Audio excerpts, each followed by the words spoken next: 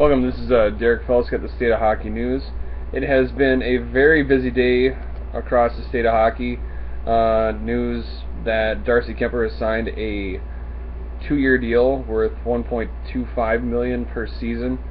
Kind of ends that drama that had been unfolding. Certainly nothing compared to the Ryan Johansson drama with the Columbus Blue Jackets, but it's a good sign for the Wild. It's a one-way deal.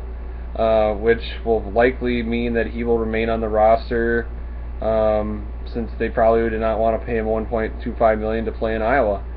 That, of course, comes on the heels of the news that you have Josh Harding breaking an ankle after apparently kicking a wall in frustration, and now news has just broke that Josh Harding is probably going to be suspended by the Minnesota Wild, who more or less are going to refuse to pay him since his injury was not hockey related. Obviously the Minnesota Wild and Josh Harding have been kind of a big story. It'll be very interesting to see how this story is retold by the hockey world outside of Minnesota. I know for Wild fans it was kind of deeply one of those kind of moments where you roll your eyes a little bit at the sound of the news that Josh Harding was going to be injured for his broken ankle, and then of course as it was revealed that he was the cause of it, kind of in almost like a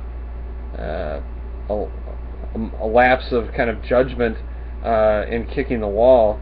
Now suddenly it kind of changed the tone of whether you felt sorry for him or not, at least for some fans. So it'll be very interesting to see outside of the state of hockey how people perceive this, whether this is a mean organization kicking a guy who's struggled while he's down, or whether it's a sensible move of a team protecting its interests and effectively kind of punishing a player for being careless, kind of much in the same way as the James Shepard situation when he hurt his knee during an ATV accident, or Eric Johnson hurting himself with a ridiculous golf cart injury a couple years back. So it'll be interesting to see how it unfolds. And then, of course, too, let's not forget Ilya Bryzgalov signed to a Pro Tryout opportunity. Chuck Fletcher saying just recently over Twitter that this does not affect his chances. The signing of Kuemper does not affect his chances to stay with the team. I can't see how that wouldn't affect it, especially since Kuemper was assigned to a one-way deal.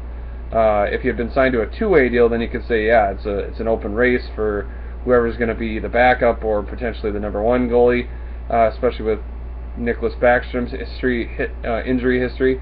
But really, you more or less have that one-way deal. So unless you want to carry three goalies,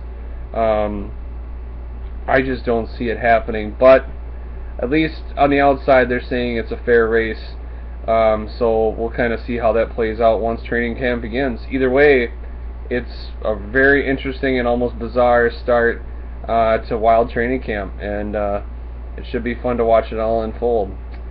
If you have anything you'd like me at the State of Hockey News or other to discuss, please contact me at stateofhockeynews@gmail.com, or you can tweet me at State of Hockey News, and we can talk about it.